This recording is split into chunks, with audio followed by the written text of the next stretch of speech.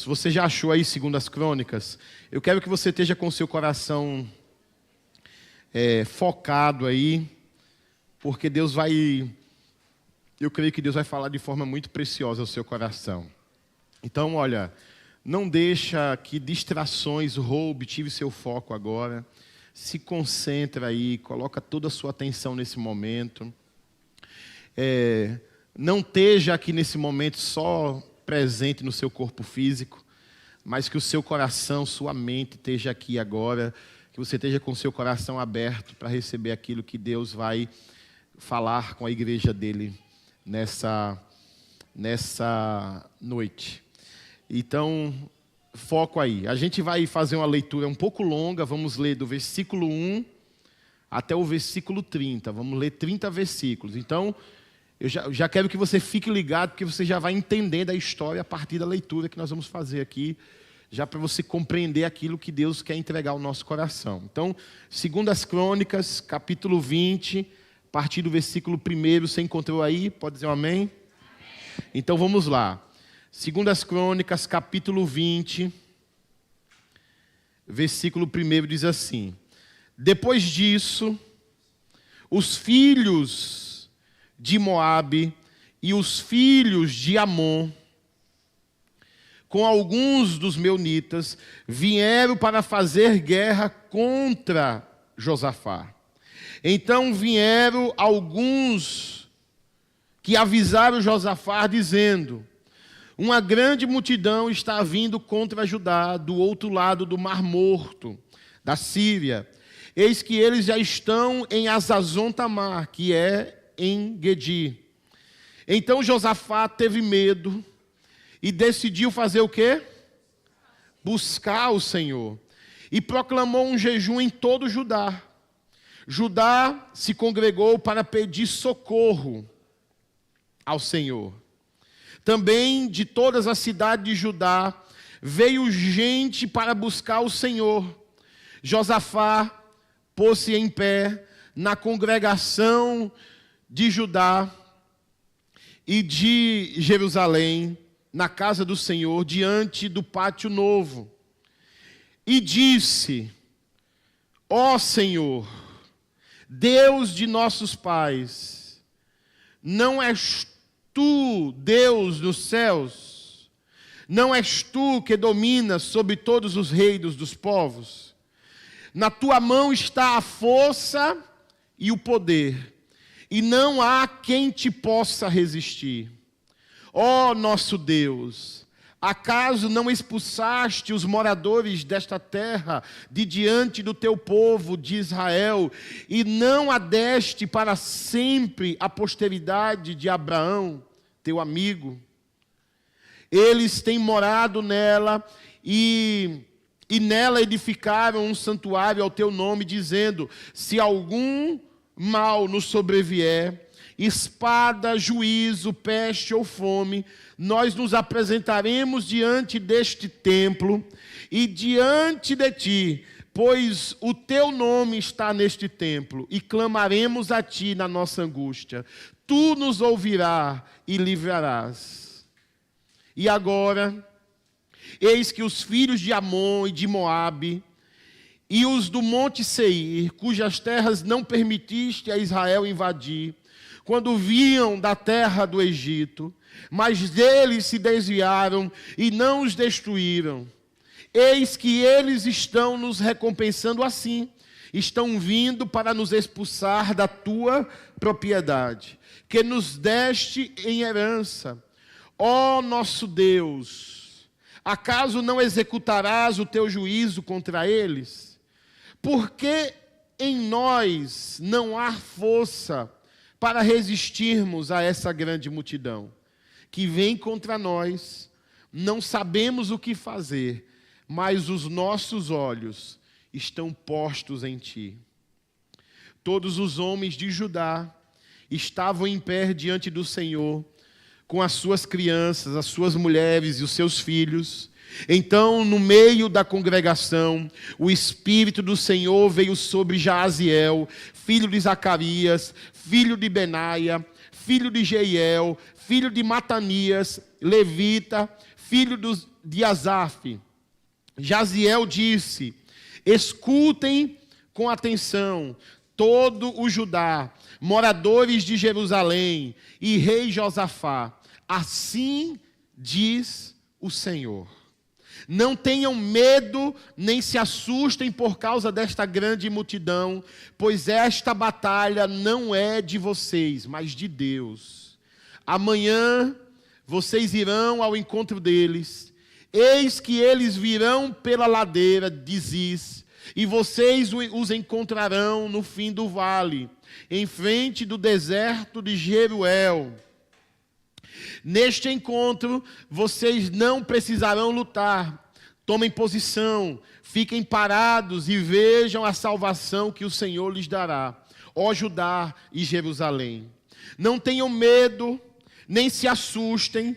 Amanhã saia ao encontro deles, porque o Senhor está com vocês. Então Josafá se prostrou com o rosto em terra, e todo o Judá e os moradores de Jerusalém também se prostraram diante do Senhor e o adoraram.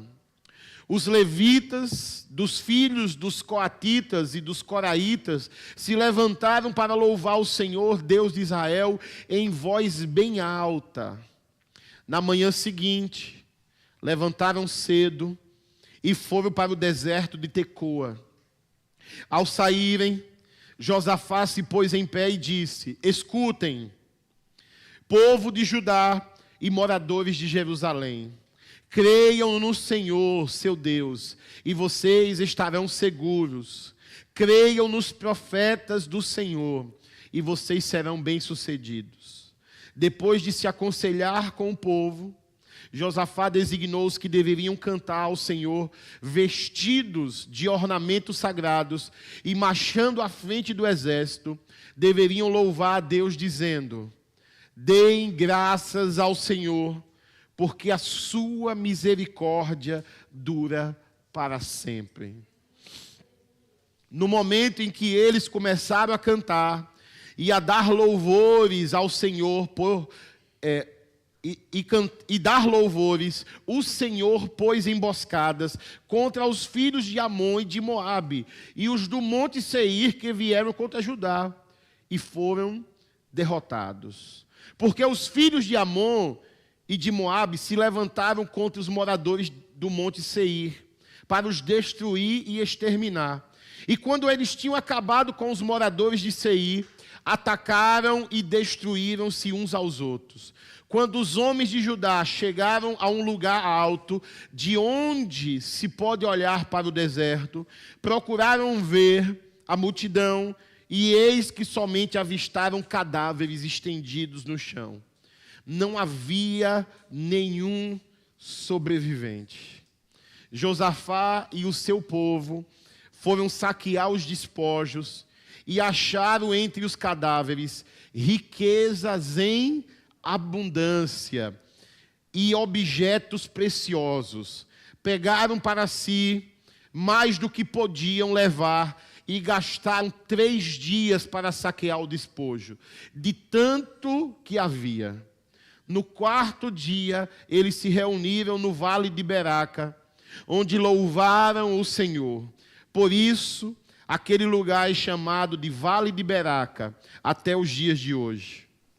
Então, todos os homens de Judá e de Jerusalém voltaram com Josafá à frente deles. Voltaram para Jerusalém com alegria, porque o Senhor lhes tinha dado uma grande alegria com a vitória sobre os seus inimigos. Entraram em Jerusalém ao som de liras, harpas e trombetas, e foram para a casa do Senhor. O terror da parte de Deus veio sobre todos os reinos daquelas terras. Quando ouviram que o Senhor havia lutado contra os inimigos de Israel, assim o reino de Josafá teve paz, porque Deus lhe deu repouso por todos os lados. Amém. Feche seus olhos, vamos orar mais uma vez ao Senhor.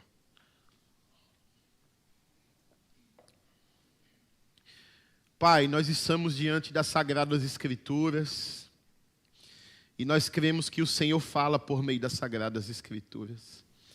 Por isso, Senhor, pela Tua misericórdia, pela Tua graça, que a boa semente alcance a boa terra do nosso coração nessa noite. Fala conosco, Senhor. Fala com os meus irmãos, com as minhas irmãs. Fala com aqueles que estão acompanhando este culto pelo YouTube, Senhor. Que essa palavra, Senhor, alcance o nosso coração de forma poderosa. Que edifique a nossa fé, que fortaleça a nossa fé. Que nos encoraje, que traga sabedoria. Essa é a minha oração e eu creio, Pai, que é da Tua vontade fazer isso e que assim o Senhor fará, para a glória do Teu nome. Te oramos em nome do Teu Filho amado Jesus. Amém e amém. Então, igreja, nós estamos diante de uma história muito preciosa. A narrativa aqui nos apresenta um episódio extraordinário, algo que Deus fez de forma muito gloriosa em favor do seu povo. Para que você possa entender aqui o que está acontecendo, nós temos aqui o reino de Judá, e nesse contexto o povo de Deus está dividido. Há dois reinados, há o reino do sul, que é o reino de Israel, com capital Samaria. E nós temos o reino do norte, que é o reino de Judá, com capital Jerusalém. A nação se dividiu. Josafá, ele é rei sobre Judá, cuja capital é Jerusalém.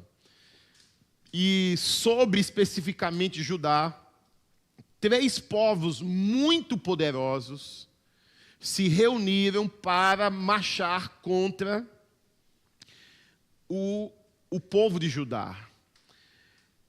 Esses 3 povos, os amonitas, os moabitas e os meunitas, Amon e Moabe, só para que a gente possa se situar, Amon e Moabe são os filhos que Ló teve com as suas filhas. Quando as suas filhas o embriagou, e para garantir que teria uma descendência, teve um incesto com o pai, e os filhos que nasceram de Ló, nasceram Amon e nasceram Moabe. Então, os amonitas e os moabitas são descendentes de Ló. E eles se reúnem com os habitantes do Monte Seir, e juntos formam um grande exército. A Bíblia não fala de números, mas fala de uma grande multidão. Multidão essa que colocou medo no coração do rei Josafá e do povo de Judá. O povo de Judá estava atemorizado porque recebeu a notícia de que esses 3 povos haviam se reunido e estavam marchando para invadir Judá e, consequentemente, tomar Judá, matar todos e ali conquistar a terra de Judá, conquistar Jerusalém. Então, essa notícia chega, essa notícia vem até o coração do rei Josafá, e o texto diz, no versículo 2, se você está com sua Bíblia aberta, e se possível mantenha-se aberta, apesar que nós vamos ter na tela a projeção. Verso 2 diz assim: então vieram alguns que avisaram Josafá, dizendo: uma grande multidão vindo contra Judá, do outro lado do Mar Morto, da Síria. Eis que eles estão em Hazazon Tamar, que é em Gedi. Então Josafá teve o quê? Ele teve o quê? Medo. Ele recebeu uma notícia não agradável. Ele recebeu uma notícia que o coração dele foi tomado pelo medo. Por que o coração dele foi tomado pelo medo? A notícia trazia a iminência de um fracasso, e não somente isso, mas a notícia que chegou trazia a iminência de morte. Josafá se viu na iminência de morrer como rei, e como todo o povo morrer. Ou seja, um exército, a nação de Israel já não tinha um exército tão grande. agora dividido, somente Judá, tinha um exército menor ainda, não chegava aos pés daquela grande multidão.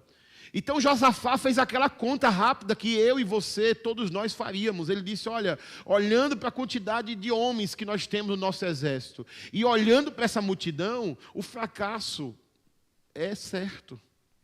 Nós vamos sucumbir, nós vamos morrer. E por conta disso, o texto diz que ele teve medo. O texto diz que ele ficou com o coração tomado pelo medo, ele não recebeu essa notícia de uma forma muito boa. Então, diante dessa notícia que chegou até ele, o verso 12 também nos mostra que, diante dessa notícia, ele não sabia o que fazer.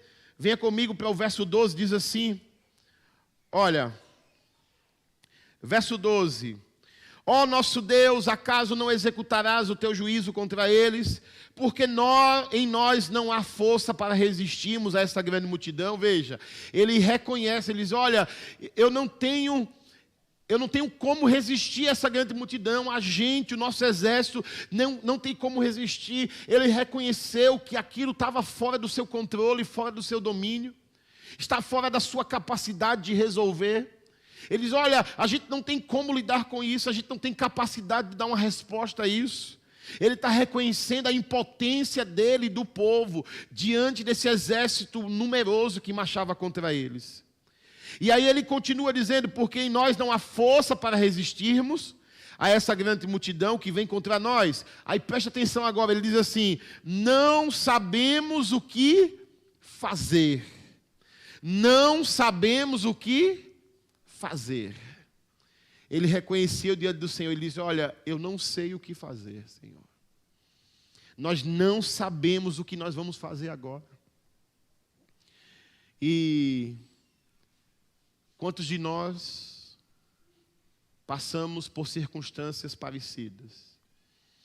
Quantos de nós estamos diante de notícias que chegam até nós, notícias ruins que chegam, notícias que chegam para encher, muitas vezes podem encher o nosso medo, o nosso coração de medo, notícias ruins que podem chegar e nos deixar sem saber o que fazer, como aconteceu com Josafá. Ele não sabia o que fazer. Diante daquela notícia, ele não sabia como se portar. A bem da verdade é que nós, enquanto cristãos, não estamos livres das notícias ruins. Não estamos livres da dificuldade. Ser cristão não é sinônimo de estar isento, imune a lutas, a tribulações, a aflições, a dificuldades, a lutas. Ser um cristão não significa isso. Apesar que hoje há um evangelho que está sendo pregado, triunfalista, onde ensina que o crente não pode passar por lutas, que o povo de Deus não enfrenta dificuldades, e se você está passando por uma luta em dificuldade é porque você está em pecado. Existe hoje um falso ensino que traz isso, mas isso não é verdade, porque o próprio Jesus, em João 16, o próprio Jesus disse, no mundo tereis aflições. No mundo vocês vão ter aflições, vocês vão ser afligidos, vai ter lutas, vai ter perseguições, vai ter dias difíceis, vai ter dias de tribulações, vai ter dias de dores, dias de dificuldade. Nós cristãos não estamos imunes às notícias ruins, nós não estamos imunes às dificuldades. Nós precisamos entender que Jesus não enganou os seus discípulos. Ele disse, no mundo tereis aflições. E o que está acontecendo aqui? Nós estamos vendo o povo de Deus em uma circunstância extremamente desfavorável, numa iminência de morte, numa iminência de sucumbir e de deixar de existir a nação inteira, de ser invadido por essa multidão, de perder família, de perder os bens e de perder a própria vida. E diante disso, Josafá, o povo teve medo, porque eles não sabiam o que fazer. E aqui, eu coloco o tema nessa mensagem. Pastor, qual é o tema da mensagem? O que fazer quando não se sabe o que fazer? O que fazer quando não se sabe o que fazer? Nós vamos aprender com Josafá aqui o que fazer quando a gente, diante de circunstâncias difíceis, de dificuldades, de lutas, o que nós devemos fazer quando nós estamos diante de uma tribulação e não sabemos o que fazer. O que fazer, pastor? O que fazer quando notícias ruins chegam? O que fazer quando circunstâncias difíceis surgem? O que fazer quando não temos o controle sobre uma situação? Quando algo vai além das nossas forças, quando algo vai além da nossa capacidade de agir e de dar uma resposta. Quando, pastor, o que fazer quando não temos o conhecimento necessário, a experiência necessária? O que fazer quando não sabemos como resolver? O que fazer nesses momentos? Como reagir? Como reagir ao dia mau, à dificuldade? Como reagir quando a notícia do desemprego bate à porta? Quando a lista de demissão inclui o seu nome?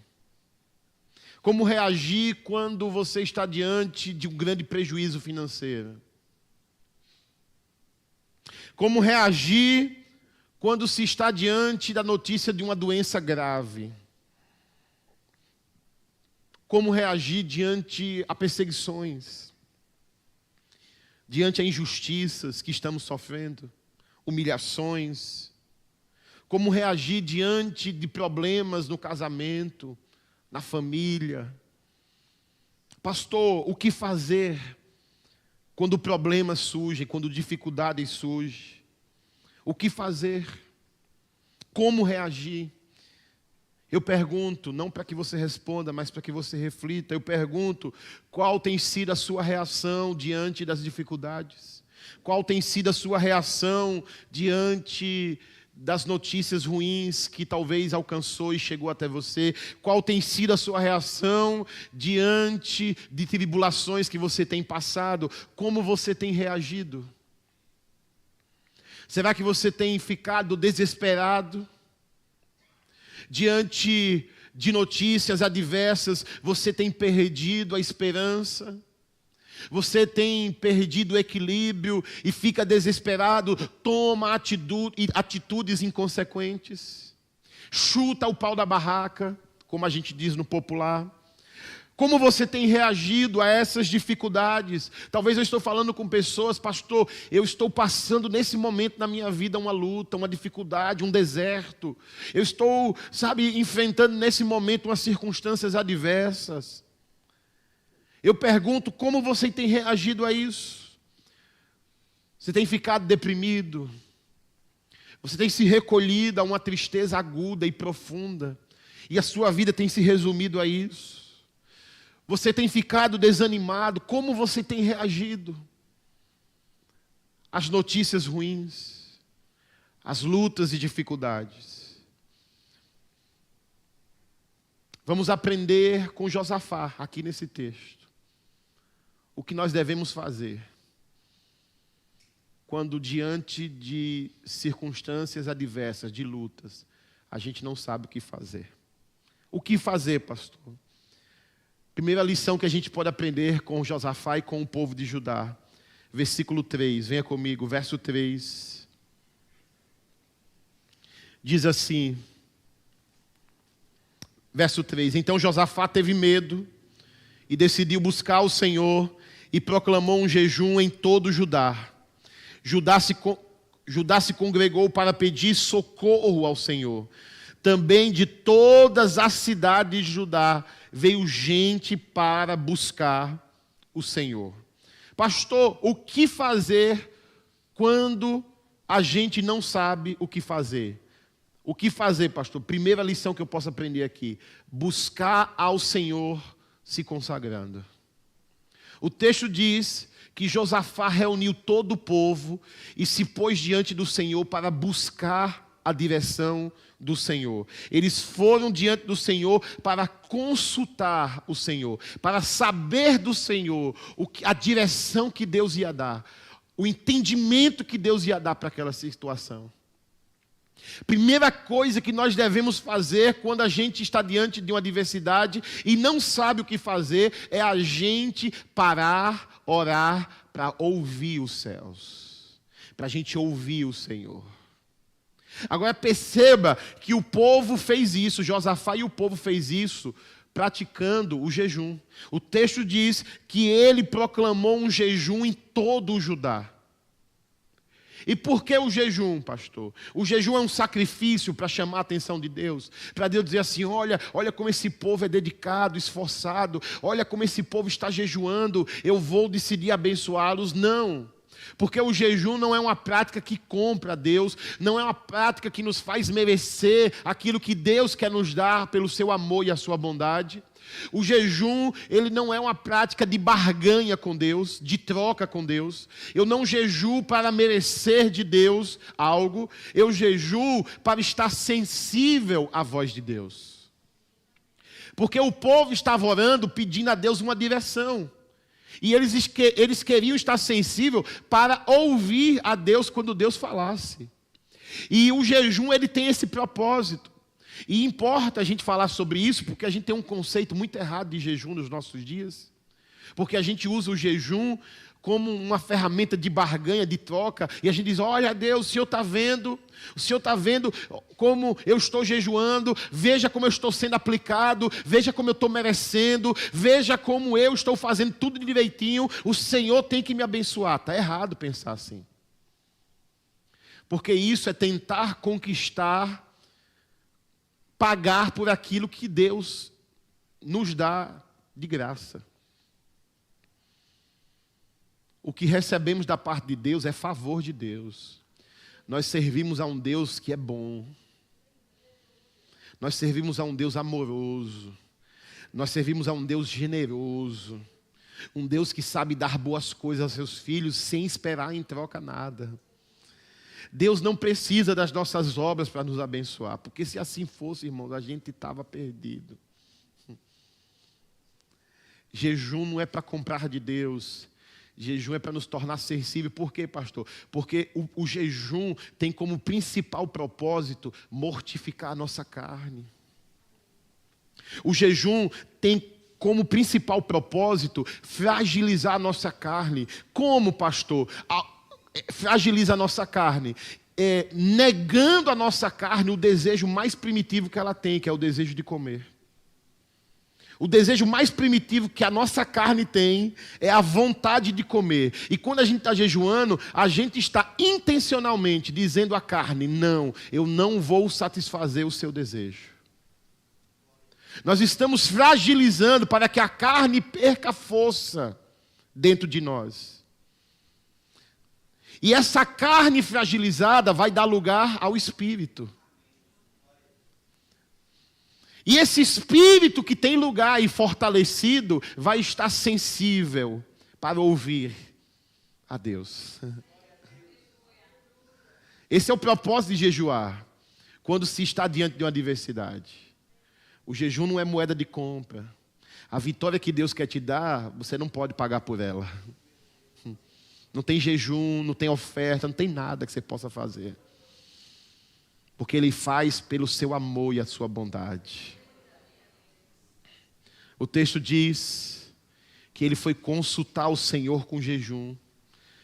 Meu irmão, minha irmã, se você está aqui, diante de uma situação, vivendo uma situação adversa, vivendo um tempo de deserto na sua vida, vivendo um tempo de luta, eu quero dizer a você, a primeira coisa que você tem que fazer é ir orar ao Senhor, consultar ao Senhor. Mas não é qualquer tipo de oração, é uma oração que vai buscar entendimento em Deus. É uma oração que vai dizer assim, Senhor, me faz entender. Senhor, me dá uma direção. Senhor, me mostra o que é que eu tenho que fazer. Senhor, me mostra o caminho do escape, do livramento. Senhor, me dá uma direção. Senhor, eu quero te ouvir. Diante dessa notícia ruim que chegou, eu não quero ser guiado por essa notícia. Eu quero ouvir a notícia dos céus. Eu quero saber aquilo que os céus têm a dizer sobre essa situação.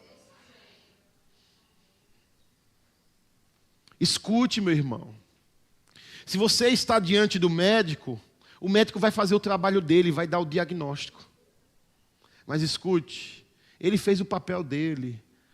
Mas ao sair do consultório, sabe o que você tem que fazer? Você tem que ouvir o diagnóstico dos céus.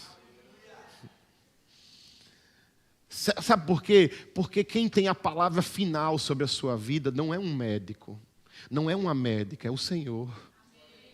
Quem tem palavra final sobre nós não é uma ciência, não é um exame. Quem tem a palavra final sobre a nossa vida é o Senhor. Então é a Ele, é nele que a gente tem que mergulhar e dizer: Senhor, me faz entender isso que está acontecendo, me faz entender o porquê desse diagnóstico, me faz entender porque que esse exame deu esse resultado, me faz entender o que o Senhor quer fazer com isso.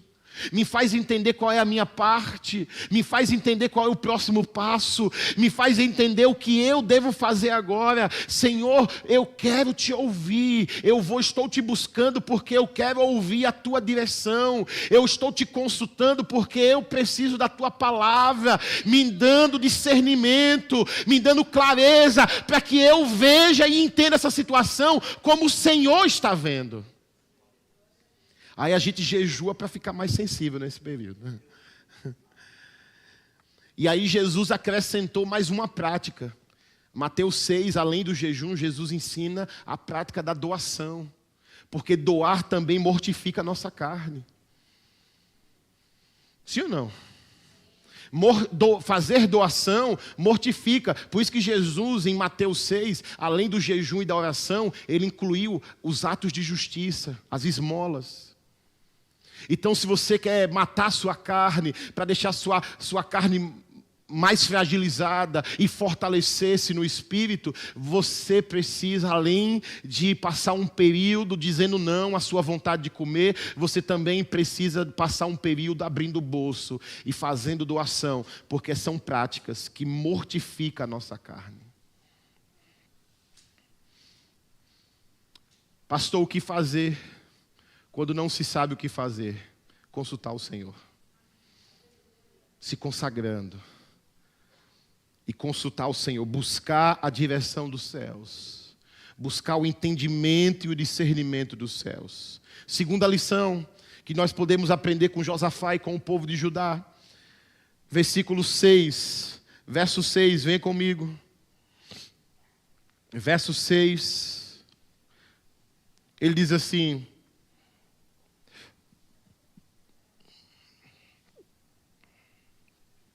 e disse: ó Senhor, Deus de nossos pais, não és tu, Deus dos céus, não és tu que domina sobre todos os reinos dos povos? Na tua mão está a força e o poder, e não há quem possa te resistir. Vamos dar um salto agora. Versículo 8. Eles têm morado nela, e nela edificaram um santuário ao teu nome, dizendo: se algum mal nos sobrevier, espada, juízo, peste ou fome, nós nos apresentaremos diante de ti neste templo e diante de ti, pois o teu nome está neste templo, e clamaremos a ti na nossa angústia, tu nos ouvirás e livrarás. Perceba o que é que está acontecendo aqui, do versículo 6 até o versículo 12. Está descrito aqui a oração que Josafá fez ao Senhor. E existe uma característica marcante na oração que Josafá está fazendo aqui. Josafá está orando a palavra. Ele está confessando aquilo que está escrito. Se você prestar atenção do versículo 6 ao versículo 12, Josafá está orando para Deus e dizendo: Senhor, Tu és o Deus Todo-Poderoso. Tu és o Deus que nada é impossível para Ti. Tu és o Deus que dá livramento ao seu povo. Senhor, olha, está escrito, o Senhor disse que quando um mal sobrevier à nação, ao teu povo, o teu povo se apresentaria no templo e o Senhor daria livramento ao seu povo. Está escrito. Ele começa a orar para Deus aquilo que está escrito. Ele começa a confessar a palavra. E eu vou dizer uma coisa a você. Sua vida de oração pode ser transformada quando você aprender a orar a palavra. Se você ainda não desenvolve essa prática, você precisa aprender a fazer isso.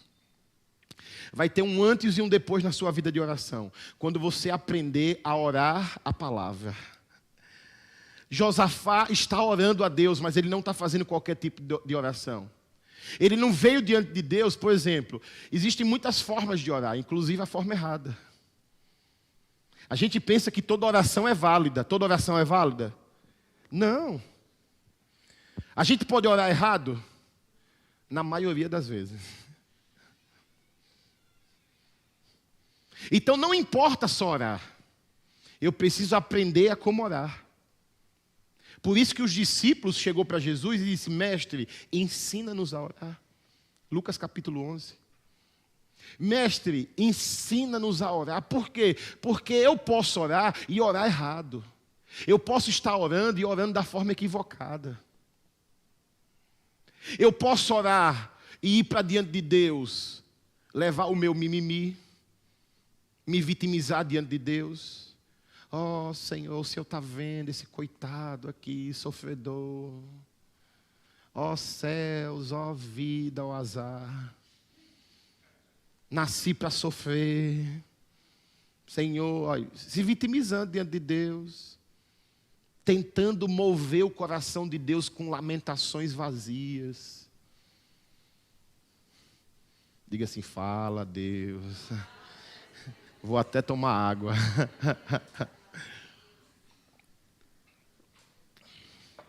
Veja, a nossa oração, quando a gente está se vitimizando, ao invés de ser uma expressão de fé, quando a gente está se vitimizando, é uma expressão contrária.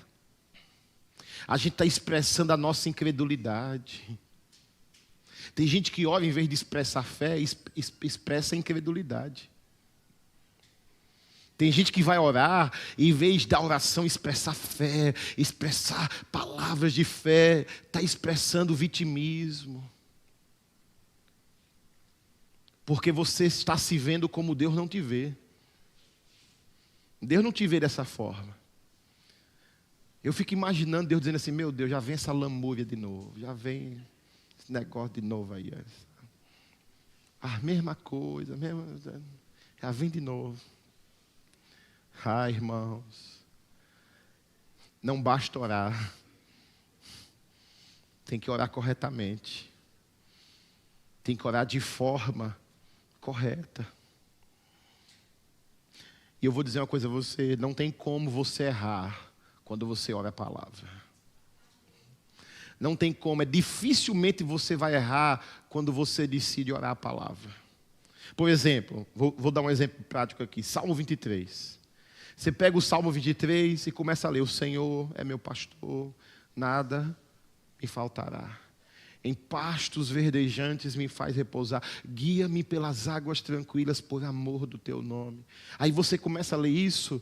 Aí você dá uma pausa e diz assim: Senhor, aí veja, viu? Na prática. Aí você vai orar diante de Deus agora. Senhor, eu estou diante de ti para confessar diante de ti que o Senhor é o meu pastor. Pai, eu tenho o Senhor como meu pastor. Eu te percebo na minha vida como o meu pastor. Porque assim como um bom pastor cuida das suas ovelhas, o Senhor tem cuidado de mim em tantas áreas da minha vida. Eu tenho visto como o Senhor tem cuidado de mim. Não tem faltado nada na minha casa. O Senhor tem cuidado. E eu creio que diante dessa situação difícil, o Senhor vai me guiar por pastos verdejantes. E eu te peço direção, Senhor. Como um bom pastor guia suas ovelhas, me guia diante desse vale. Me guia diante dessa situação difícil. Vem com a tua palavra e me dá direção. Tem como eu orar errado? Não, você orou a palavra. Você orou o que estava escrito. É assim que a gente ora a palavra. Ajuda a gente a expressar nossa fé. Aprenda com Josafá. Quando você disser assim, pastor, a minha situação está tão difícil que eu não sei nem o que orar. Já passou por isso? Que você não sabe nem o que orar? Então, quando você não sabe o que fazer, o que dizer, ore a palavra. Confesse a palavra. Abra a Bíblia e confesse, diga: Deus, Tu és o Deus que cuida dos seus. É o que Josafá está fazendo aqui. Ele está confessando a palavra. Ele confessou, ouviu as promessas. Ele falou: olha, o Senhor prometeu que o Senhor daria livramento. Agora perceba, para a gente orar a palavra, a gente precisa conhecer a palavra. Como é que a gente vai orar a palavra se a gente só abre a Bíblia no domingo à noite aqui? Como é que a gente vai orar a palavra se a gente só abre a Bíblia numa reunião oficial da igreja? Num culto, numa célula, numa reunião específica da igreja? Como é que nós vamos orar a palavra se a gente está vazio da palavra, se a gente não gasta tempo, não se relaciona com a palavra? Como é que a gente vai orar a palavra se a gente não guarda a palavra no coração? Deixa eu perguntar para você aqui, não responda, por favor. Certo? Só reflita aí. Quantos versículos memorizados da Bíblia você tem? Quantos versículos você poderia dizer de cor e saltear? Não, pastor, olha, pastor, esse negócio de ler a Bíblia todo dia é para quem prega, como o senhor aí. O senhor que prega, que ensina, é aí que tem que ler todo dia. Os líderes da igreja, que está sempre lidando com gente. Esse povo aí tem que ler, tem que memorizar. Esse negócio não é para mim, não. Escute, pare de cair nesse engodo. Todo cristão precisa ter profundidade na palavra. Todo cristão precisa estar carregado da palavra. Escute, cada texto da Bíblia que você lê é como se fosse uma arma, sabe? Como se fosse uma metralhadora. Cada texto da Bíblia que você lê é um pente de munição que você coloca na metralhadora. No dia que você precisar atirar, tem munição. Agora tem gente que está andando com a arma sem munição. Você está entendendo? Tem gente que, na quinta-feira, se você perguntar o que Deus falou no domingo, no culto, na mensagem, não lembra. Peraí, foi sobre... Está na Bíblia, foi... Escute, meu irmão. Tem que ter Bíblia. Tem que ter profundidade na Bíblia. Tem que ler Bíblia. E escute, não é ler Bíblia para saber muitas informações sobre a Bíblia. É ler Bíblia para conhecer o Deus que nós servimos. Para conhecer o seu caráter, a sua vontade, o seu poder. Conhecer os seus princípios, conhecer os seus mandamentos. Conhecer o seu plano eterno de redenção. É ler Bíblia para conhecer o Deus que nós servimos. Porque Deus escolheu se revelar ao seu povo, principalmente pelas Sagradas Escrituras. Nós precisamos estar cheio da palavra, porque diante de adversidades, nós vamos precisar usar a palavra que está guardada aqui dentro, para poder orar ao Senhor e confessar a Ele, orando ao Senhor. Terceira lição. Pastor, o que fazer quando não se sabe o que fazer? Terceira lição que a gente pode aprender com Josafá e com o povo de Judá, versículo 14, vem comigo, verso 14. Verso 14.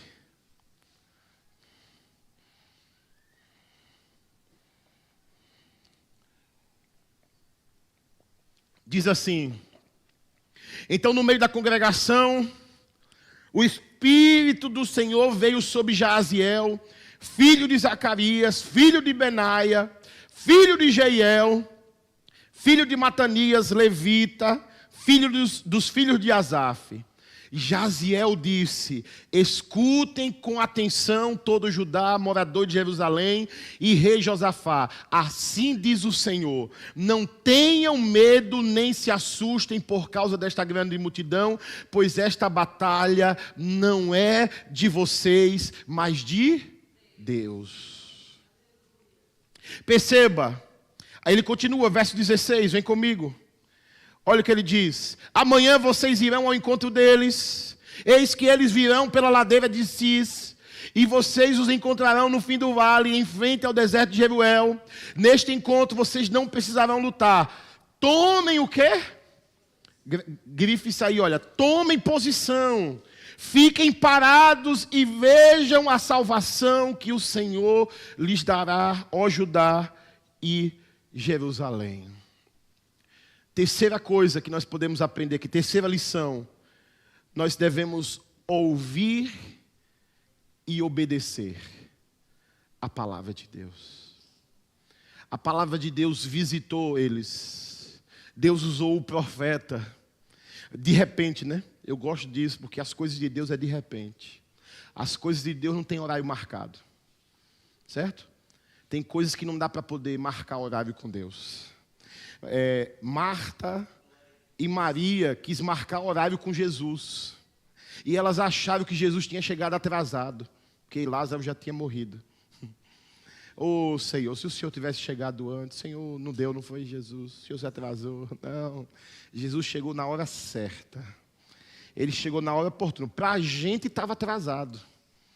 Para a gente que está olhando para o relógio da terra, está atrasado. Mas ele veio no tempo do céu, no relógio do céu. E no relógio do céu, Deus nunca chega atrasado. As coisas de Deus é assim, é quando a gente, sabe, quando a gente não está esperando mais nada, quando a gente menos espera, de repente um profeta apareceu. Veja, o menino se levantou, profetizando, entregando a palavra. Entregando a palavra de Deus para o povo, trazendo a direção de Deus. A palavra profética alcançou o povo. O de repente. Deus age dessa forma, é de repente.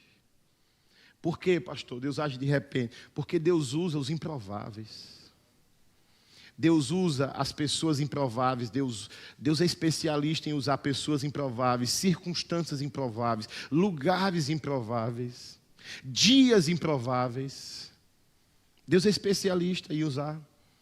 Às vezes a gente projeta assim: não, olha, o pastor Denis vai vir aqui em casa, vai trazer 1 litro de óleo, vai passar óleo em tudo aqui, vai fazer uma oração forte, e vai, sabe, a partir desse dia tudo está resolvido. Às vezes não. Às vezes é que a gente menos espera, no momento que a gente menos espera, da forma que a gente menos espera, Deus faz acontecer. Porque assim, é padrão dele agir dessa forma. Então escute, de repente, Jaaziel se levantou trazendo uma palavra profética poderosa. E o povo ouviu, creu e obedeceu. É uma redundância eu falar crer e obedecer. Porque crer e obedecer é sinônimos. Para a nossa cultura ocidental, para muitos na cultura ocidental, são duas coisas diferentes, crer e obedecer. Mas para a cultura oriental, que é a cultura, o contexto cultural da Bíblia, crer é sinônimo de obedecer. Quando a gente diz assim, olha, fulano creu, parte-se do princípio que esse fulano vai obedecer aquilo que ele depositou a sua fé. Naquilo que ele confia, ele vai seguir e obedecer. Então, não precisaria dizer que o povo ouviu, creu e obedeceu. Só basta dizer que o povo ouviu e creu, ou que o povo ouviu e obedeceu. É sinônimo. O povo recebe uma palavra e o povo decide fazer o quê? obedecer a palavra. Veja mais uma vez a importância da palavra. A fé vem pelo ouvir, e ouvir o quê? A palavra de Deus. E a gente quer ser um cristão bem-sucedido sem a palavra. Olha que engodo do diabo a gente está vivendo.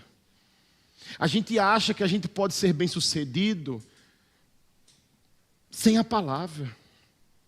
A gente acha que a gente pode manter a nossa fé firme só com o alimento que a gente come no domingo à noite aqui.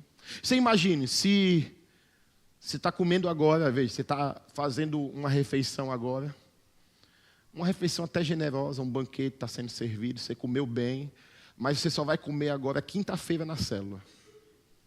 Como é que você ia chegar quinta-feira? Talvez você nem chegasse na célula, né? A gente tivesse que ir de carro lhe buscar em casa. Sim ou não? Você ia dizer, pastor, eu estou meio tonto, estou meio, sabe assim, vejo homens como árvores. Hein? Sim ou não? Você imagine, fisiologicamente, você estaria fraco, sim ou não? Espiritualmente nós estamos assim. Estamos fracos na fé, porque estamos alimentando a nossa fé no domingo à noite, na quinta-feira, ou quem vem na terça também recebe uma porção na terça na intercessão, aí vem na quinta, e a gente chega no domingo aqui se arrastando. A gente chega no domingo quase não vindo, porque a nossa fé está tão fragilizada, tão fraca, que nem vontade de ir se congregar a gente tem. Por quê? Porque a gente está dando à nossa fé um alimento esporádico. E a gente espera que a nossa fé esteja fortalecida. Quando a Bíblia diz que a fé é fortalecida pelo ouvir a palavra. Por isso que eu não posso, eu tenho que mergulhar, eu tenho que abrir minha Bíblia durante a semana, no meu tempo devocional com Deus, quando eu tiver um tempo de oração a sós com Deus, no meu secreto, eu preciso levar a Bíblia e abrir a palavra. E me encher da palavra, e ler a palavra, e meditar na palavra, e pesquisar sobre a palavra, e buscar entender aquilo que está escrito ali na palavra. Nós cristãos não podemos manter uma fé saudável sem nutri-la com a palavra de Deus. A palavra veio trazendo direção. E o povo obedeceu. Agora perceba, foi uma palavra que Deus trouxe, uma palavra rema, aquela palavra específica, né? E Deus fala, assim como Deus falou por meio de Jaziel, Deus fala por meio de sonhos, Deus fala por meio de visões, Deus fala usando homens e mulheres de Deus, Deus fala. Mas escute, a gente tem que ter cuidado para não desprezar o que está escrito. Porque tem muita gente hoje valorizando demais a palavra do sonho, a palavra da boca do profeta, a palavra da visão e esquecendo daquilo que está escrito. Eu quero dizer para você que Deus fala principalmente por aquilo que está escrito. Deus fala principalmente por aquilo que está escrito. Às vezes você está pedindo uma direção de Deus, Deus vai lhe mostrar na palavra, Deus vai lhe lembrar, olha, o que é que está escrito? Você está dizendo assim, pastor, eu estou vivendo uma situação difícil, uma situação, sabe, adversa na minha casa, sabe, passando por momentos de dificuldade nos relacionamentos. Aí Deus vai dizer assim, o que é que está escrito sobre isso? Aí Deus vai dizer assim, está escrito que eu devo amar, não somente os que me amam, devo amar também aqueles que me perseguem. Essa pessoa precisa de uma revelação? Você precisa de um sonho? Você precisa de um profeta? Não. É só você considerar o que está escrito. Está escrito que você tem que amar, já está escrito lá, Deus já falou. A gente está esperando Deus falar coisas que Deus já falou nas Escrituras. Então escuta, tem gente que está atrás de culto em culto de fogo, atrás de revelação, mas não abre a Bíblia em casa. Tem gente que é o culto, e nada contra, viu? Quem mais gosta de culto de fogo está aqui com a mão levantada. Nada contra sobre isso. Nada contra culto de fogo, culto de poder de Deus, culto de revelação. Mas a gente não pode desconsiderar aquilo que está escrito. Está escrito. O que é que está escrito? O que é que Deus já falou sobre isso? Nem sempre Ele vai levantar um Jaziel. Nem sempre. Às vezes o Espírito Santo que habita em nós vai nos lembrar. Jesus falou sobre isso. Jesus disse assim, olha, quando eu for e o outro vier, ele vos lembrará de todas as coisas que vos tenho ensinado. O Espírito Santo vai vir em nós e vai lembrar o que está escrito. Está escrito. Ame os que te perseguem. Ah, pastor, eu estou vivendo um tempo difícil lá na empresa. Pastor, um tempo difícil amanhã. Eu vou ter que me apresentar lá na direção. E eles vão me perguntar algumas coisas. Se eu mentir, pastor, eu vou me livrar de um prejuízo muito grande. Mas se eu falar a verdade, pastor, eu vou tomar um prejuízo e minha vida financeira vai embolar toda. O que é que está escrito sobre isso? Precisa de um anjo aparecer no seu quarto de madrugada? Precisa? O que é que está escrito? Hein? Não dê falso testemunho. Está escrito. Amém? Então escute. O povo ouviu e obedeceu. Pastor, o que fazer quando não se sabe o que fazer? Ouvir e obedecer. E agora escute, obedecer às vezes é difícil. Porque quase todas as vezes que a palavra de Deus nos alcança,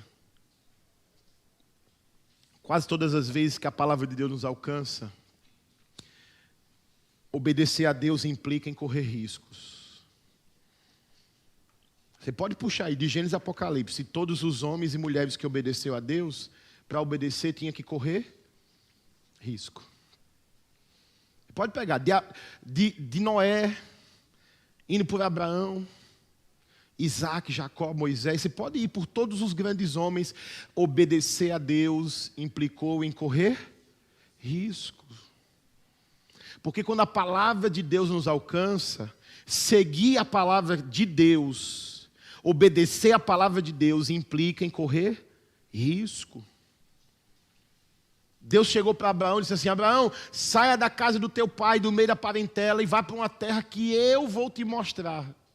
Veja, pegar mulher, empregados, os seus bens, botar o pé na estrada, naquele tempo, se hoje já seria perigoso, imagine naquele tempo. Para ir para um lugar que ele nem sabia, que Deus ia revelar depois que ele saísse de casa. Implica em correr risco, sim ou não? Então deixa eu dizer uma coisa. Gente que se poupa de correr risco é gente que vai ter dificuldade de obedecer a palavra de Deus.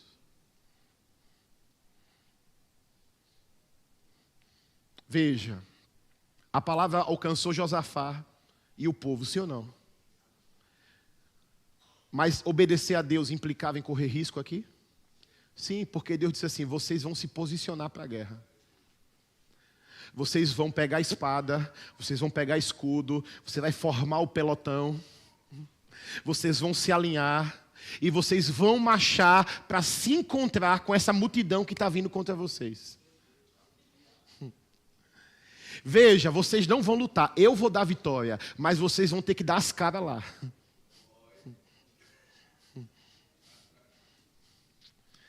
E essa é a nossa grande dificuldade. Nossa grande dificuldade de obedecer a Deus é porque a gente está nos poupando.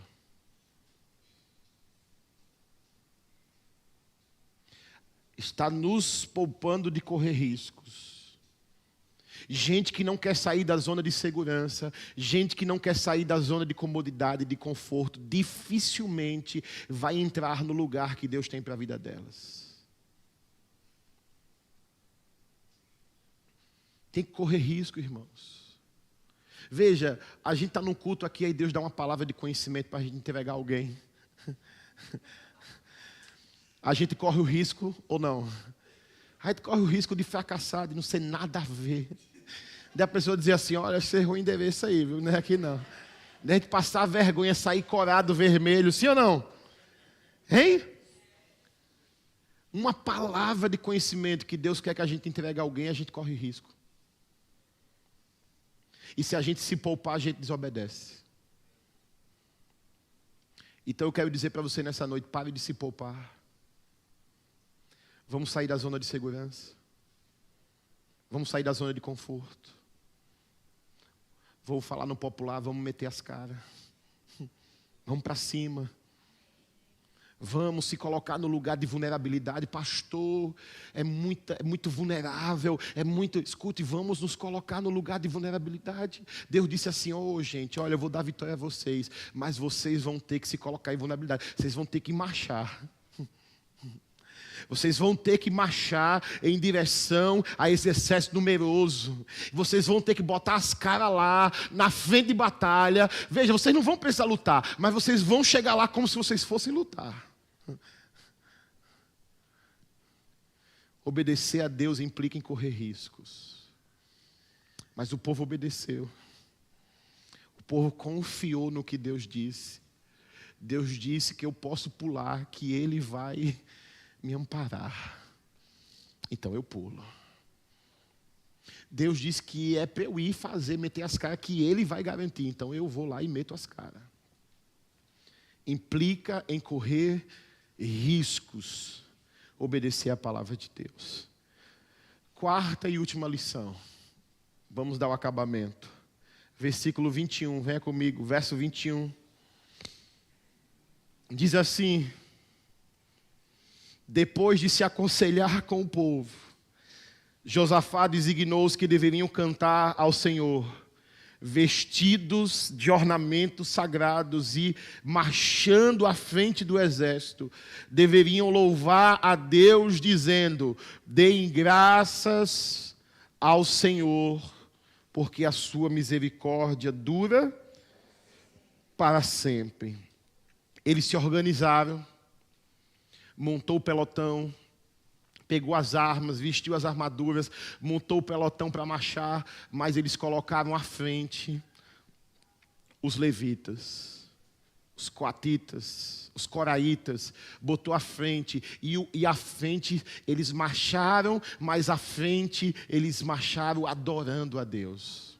O pelotão da frente era um pelotão de adoradores, e os de trás iam acompanhando os da frente, de forma que todos marcharam em direção ao inimigo, adorando o nome do Senhor. Pastor, o que se fazer quando não se sabe o que fazer? Se deve adorar a Deus. Se deve celebrar o nome do Senhor com louvores.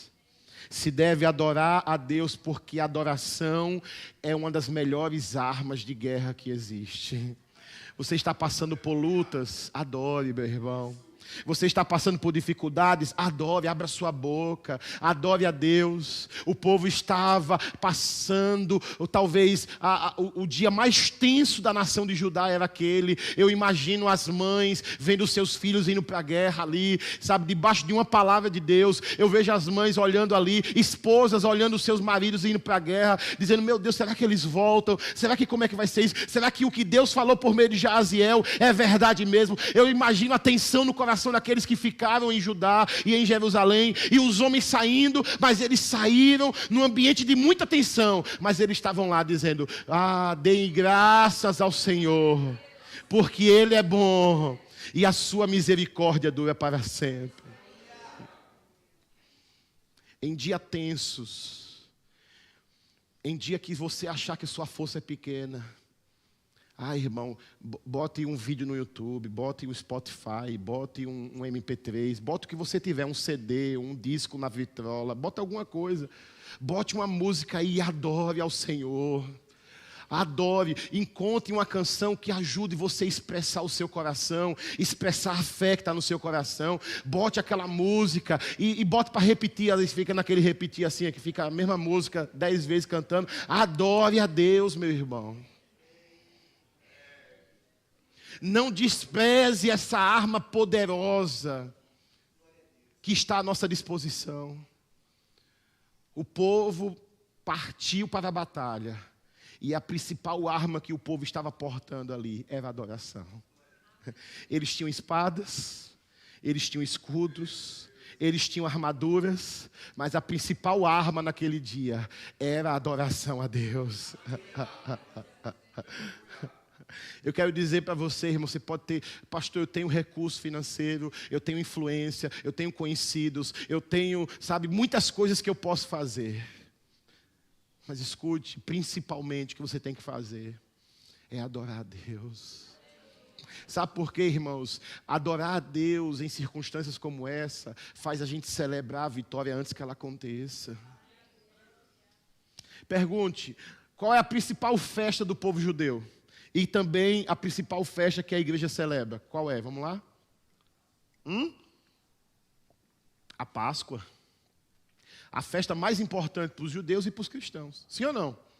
A Páscoa. Agora, a Páscoa foi celebrada pela primeira vez no Egito. É uma festa que celebra a saída do Egito. Sim ou não? Mas a festa foi celebrada antes de sair do Egito. Faz sentido? Não. No nosso sentido humano, fazia sentido celebrar essa festa no deserto. Veja que festa linda. Às margens do Mar Vermelho, depois de ter saído do Egito, depois de ter, sabe, tudo garantido, que a gente saiu em paz. Às margens do Mar Vermelho, vamos celebrar a Páscoa. Porque o Senhor nos fez sair do cativeiro para a liberdade. Mas não. Deus orientou o povo a celebrar antes de sair. O povo celebrou a libertação antes de ser liberto. O povo celebrou a vitória antes da vitória chegar. Porque é assim que o povo de Deus deve se portar. Nós devemos celebrar a vitória antes que ela chegue. Por quê, pastor? Porque a minha fé me leva a ter tanta certeza. Eu estou tão certo que essa vitória vai chegar, que eu já estou celebrando agora. Eu tenho tanta certeza que Deus vai me dar o escape, que Deus vai vir com o livramento, que Deus vai vir com o seu poder, que Deus vai operar um milagre, que eu celebro antes disso tudo acontecer. E é isso que a gente tem que fazer quando a gente está adorando. A gente está celebrando aquilo que Deus vai fazer antes dele fazer. Então adore a Deus. A adoração nos ajuda a gente a expressar o nosso coração e a nossa fé ao Senhor. A música, irmãos, é um veículo. Por isso que a gente tem que ter muito cuidado com as músicas. Muito cuidado, aqui é outra mensagem, eu não quero abrir uma outra mensagem aqui agora. Mas muito cuidado com as músicas. Muito cuidado com o que você está cantando. Muito cuidado com as músicas que você canta. Eu estava ouvindo uma cantora, não vou citar o nome, porque a gente está gravado, né? Então a gente tem que vigiar, né? Mas eu estava assistindo uma entrevista essa semana. Estava essa semana assistindo uma entrevista de uma cantora famosa aí, famosa. Milhões de seguidores, não sei quantos de estourada aí as músicas, não sei quantas músicas estouradas, cantora famosa. E ela dando a entrevista, dizendo que ela não compõe as músicas dela sozinhas. Que existe uma menina que aparece para ela toda vez que ela está compondo e ajuda ela a compor as músicas. Ela dizendo isso na entrevista. Nenhuma música minha eu compus ela sozinha. Existe uma menina que aparece para mim e elas me ajudam a compor essas músicas. Então cuidado, irmãos, porque música não é só letra. Música é quem ministra. Certo? Qual é a fonte dessa letra? Qual é a fonte dessa melodia? Qual é a fonte? Quem está cantando, quem está ministrando essa música? Tem que ter muito cuidado com as músicas que a gente ouve. Eu poderia falar tantas coisas aqui, falar de frequência, tantas coisas, mas eu vou me limitar a isso. Cuidado com as músicas que a gente ouve. Seja seletivo, não ouça qualquer coisa.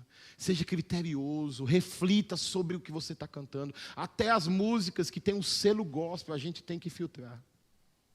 Cuidado. Cuidado. Por quê, pastor? Porque a música, ela modula o espiritual. A Bíblia diz que o profeta chamou o arpista, e o arpista, enquanto tocava, o Espírito caiu sobre eles e a palavra profética veio na boca do profeta. Antes, para modular, é por isso que perceba, na maioria das religiões do mundo envolve música. A maioria dos cultos pagãos do mundo envolve música. Porque a música modula o espiritual, a música é um veículo. Se cantar uma música aqui do passado, você vai estar aqui e a música vai lhe transportar para algum momento do passado, sim ou não? Se cantar uma música aqui, às vezes se abrir uma música antiga que você ouvia muito quando era do mundo, você ouvia uma música do mundo lá muito, quando você estava bebendo, quando você estava farreando, você botava aquela música, você ouviu muito ela. Anos depois, você convertido crente, a música toca, você bota a música para tocar, você é transportado para aquela mesa de bar que você bebia. Sim ou não? Porque a música tem a capacidade de nos transportar para lugares do passado, para lugares, então a gente tem que ter muito cuidado com a música. Por isso que nós precisamos usar a música nas nossas batalhas espirituais. Por isso que a gente tem que usar a música quando a gente está enfrentando dias difíceis. Mas a música para adorar, celebrar e louvar o nome do Senhor. O povo disse, o Senhor é bom e a sua misericórdia dura para sempre. O povo foi adorando a Deus, dizendo, o Senhor é bom e a sua misericórdia dura para sempre. Se você tem batalhas que você está enfrentando, coloque-se em posição de guerra e adore. Coloque-se em posição. Por quê, pastor? Porque o Deus que nós servimos é especialista em transformar lutas em bênçãos. O nosso Deus é especialista em transformar noites sombrias, de lágrimas, de choro, de angústia, em dias de colheita. O Deus que nós servimos é especialista. Olha o que aconteceu com o povo. Veja, a notícia ruim se transformou em bênção. O texto diz que o exército inimigo lutou entre si, eles se mataram. Quando Judá chegou, só tinha os cadáveres. O texto diz que o trabalho deles foi colher os despojos de guerra. E diz que eles colheram tantas riquezas que eles não conseguiam nem transportar para ajudar as riquezas. Foram necessários 3 dias para juntar todos os despojos de guerra. Você entendeu isso? Você entendeu que quando está parecendo que está muito perto do seu fim, é ali que Deus pode inaugurar uma porta para ser um tempo de abundância, de paz, de alegria sobre a sua vida? Talvez você esteja dizendo assim, pastor, a minha situação está difícil, tem se agravado, a situação está difícil. Mas escute, quando você pensa que você está caminhando para o fim, quando você pensa que está caminhando para o fracasso, talvez ali naquele momento, é o momento que Deus está fazendo você se aproximar de um tempo extraordinário que vai ser inaugurado sobre a sua vida. Deixa eu dizer uma coisa a você, irmãos. Canaã, terra da abundância, terra que mana leite e mel, é precedido por uma travessia de deserto. Escute, aprenda a discernir. Se você é um filho de Deus, se você é um homem de Deus, uma mulher de Deus, você está vivendo lutas. Eu quero dizer a você que lutas, dificuldade, desertos, vales precedem a abundância de Deus, a prosperidade de Deus na nossa vida. Sabe, são dias de dificuldades que antecedem a graça abundante que Deus quer derramar sobre as nossas vidas. Nós temos que aprender a discernir isso. Quando o povo pensou na iminência de que era o fim, acabou para a gente, vamos todo mundo morrer, foi ali que Deus estava inaugurando um tempo de colheita poderosa sobre o povo. O povo colheu os despojos de guerra e enriqueceram de forma absurda em 3 dias. Deus os fez prosperar em 3 dias. Eles saíram da iminência de morte para uma grande colheita de prosperidade, numa questão de dias. Porque é assim que Deus faz, com quem serve, com quem é gente dele, com quem é povo dele. É assim que Deus faz. Deus converte a luta em bênção. Deus converte o dia da dificuldade em bênção. E foi o que aconteceu aqui. Então, meu irmão, diante de adversidades, se você não sabe o que fazer, você aprendeu hoje aqui. Se você não sabe o que fazer, você está aprendendo que você deve se consagrar, orar, buscar a direção de Deus. Segundo, você deve confessar, orar a palavra. Terceiro, ouvir a Deus e obedecer. E quarto, louvar e adorar o Senhor. É assim que a gente deve se portar diante das circunstâncias difíceis. Mas eu quero orar com você nessa hora. Por quê? Porque não basta sair daqui sabendo disso. Você precisa aplicar isso na sua vida para ontem. Não basta sair para, pastor, agora eu sei o que eu tenho que fazer. Saber o que tem que fazer não vai mudar nada. É você colocar em prática aquilo que você aprendeu. É você sair por essa porta hoje dizendo, pastor, estou virando uma chave hoje. Pastor, olha, estou começando hoje uma jornada de oração, sabe? Vou orar nas madrugadas, vou me consagrar, vou jejuar. Por quê? Porque eu quero ouvir a Deus diante dessa luta que eu estou vivendo.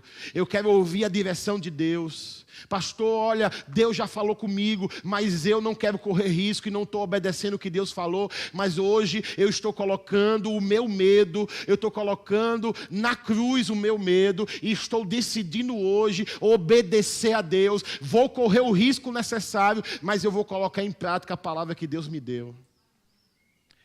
Eu quero orar com você. Porque mais do que receber essa palavra, você deve praticar aquilo que você aprendeu. E Deus vai fazer coisas poderosas. Deus vai transformar, talvez, o tempo mais nublado que você está enfrentando na sua fé. Talvez o deserto maior de toda a sua caminhada com Deus, que você está enfrentando. Deus está prestes a virar essa chave na sua vida, tirar você desse deserto e colocar você em Canaã. Vamos ficar de pé, eu quero orar com você.